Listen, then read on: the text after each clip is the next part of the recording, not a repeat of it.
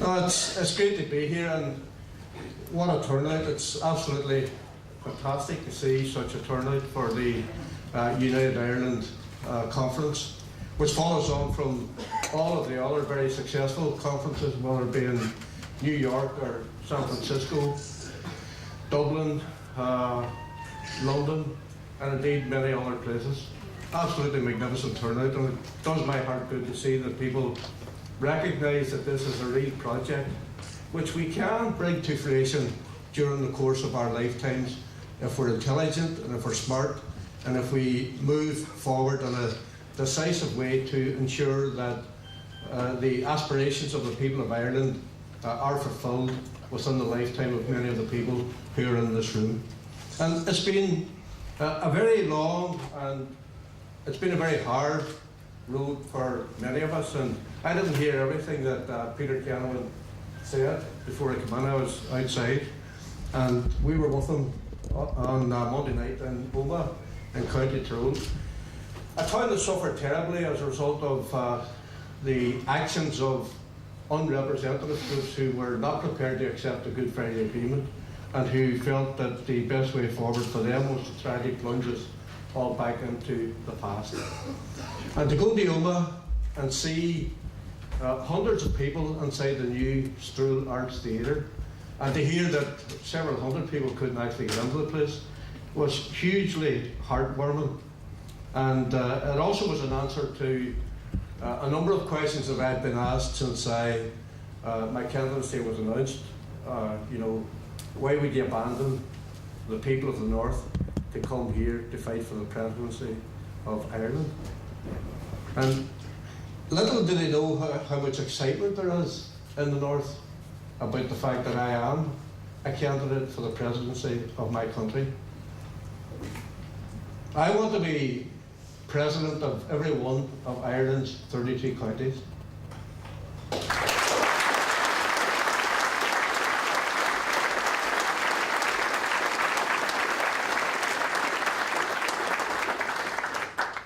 I haven't heard anybody else say that that's what they want, but that is most definitely what I want.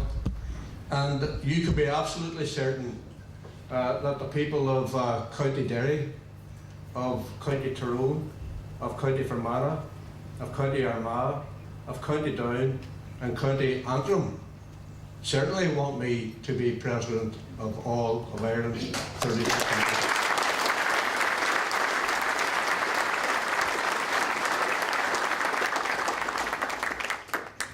I was asked by a journalist why I went to rally in Omagh. Why would you be canvassing there? There seems to be a lack of an appreciation that the people of County Tyrone are as Irish as the people of County Cork, County Dublin, County Galway, or anywhere else. But that's what we have to deal with, and so we move forward. We move forward against the backdrop of what have been enormous changes in the North over the course of recent times.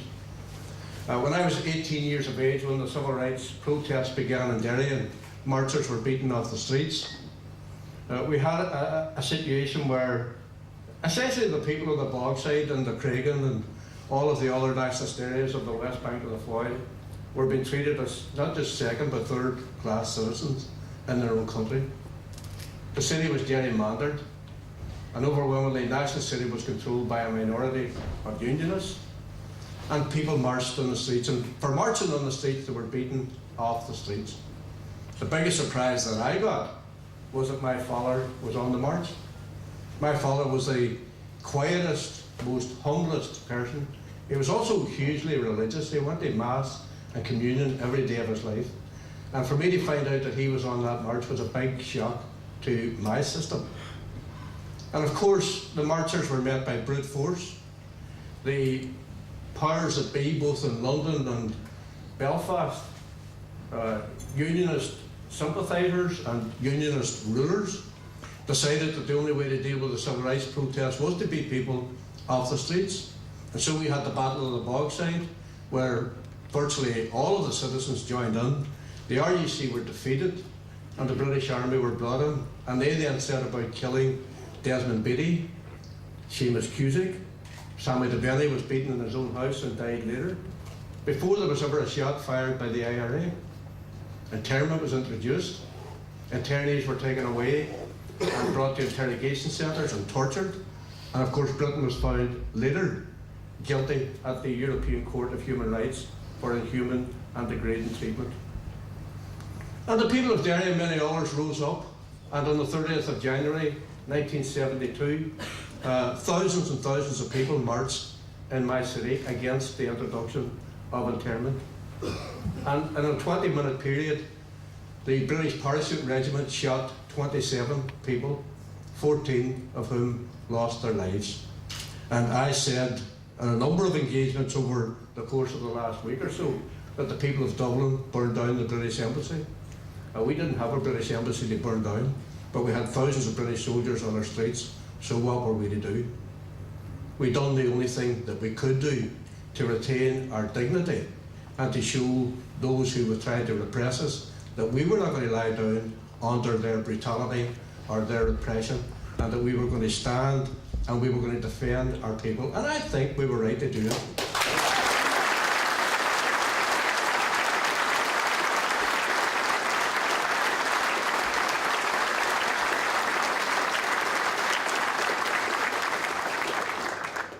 And unfortunately, the conflict, which lasted for 2 decades, was a very bitter and very hard conflict in which many people lost their lives.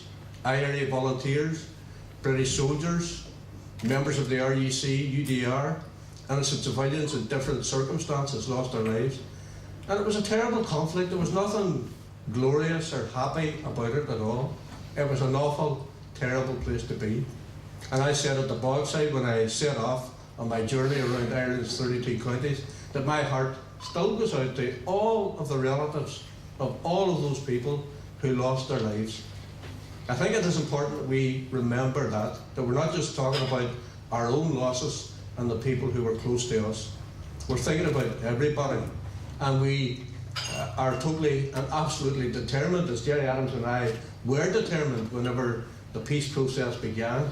And for many people it began at different stages of their knowledge, but for us it began over 2 decades ago, of how we could break the vicious cycle of injustice, discrimination, domination, inequality, violence and death. And against all odds, we managed to bring it about. The IRA ceasefire changed everything, and we have seen the results of all of that with what have been transformative changes in the politics of the north of Ireland. I was elected as the MP for Mid-Ulster in 1997. I was asked by Gerry and others to go to the Mid-Ulster constituency. And many people there thought it was a lost cause, that because there were a divided vote on the national side, that the Reverend William McCrae, who held that seat for a long, long time, couldn't be defeated. But my message to the people of Mid-Ulster was that I believed there was going to be a change of government in England.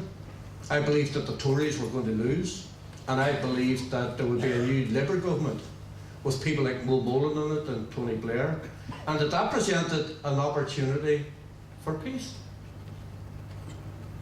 Fortunately for me, the people of proud Irish people of South Derry and East Tyrone believed what I had to say, and they made me their MP. We won the seat by 1,800 votes, and in every election since we have increased that majority. And when I went back there this year to the Assembly elections, I met a man that I hadn't met since the first time I went there. And he came to the door and he says, "You don't even have to ask for my vote. You came here in 1997 and you said you were going to work for peace, and you kept your word." So that was a massive endorsement.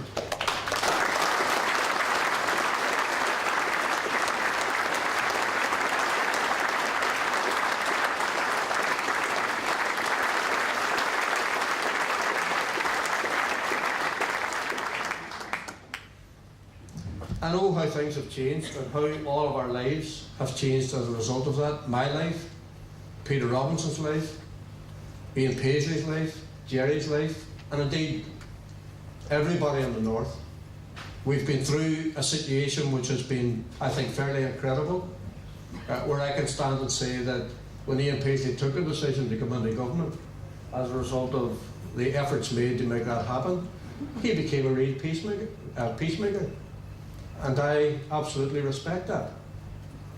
And Peter Robinson, by continuing on that work, also, in my opinion, is a genuine peacemaker. I see some of the articles that appear in the papers over the course of the last week or so since my candidature was announced. And I wonder where some of these peacemakers are in Dublin. I wonder, do they even understand the art of peacemaking? And sadly, for their own reasons, they appear not to. So it is a real privilege for me to be with you this evening under the banner of uniting our country. For me, that project is more than ending the historic injustice of partition. It's about establishing the republic held dear by generations of Republicans and articulated in the 1916 proclamation.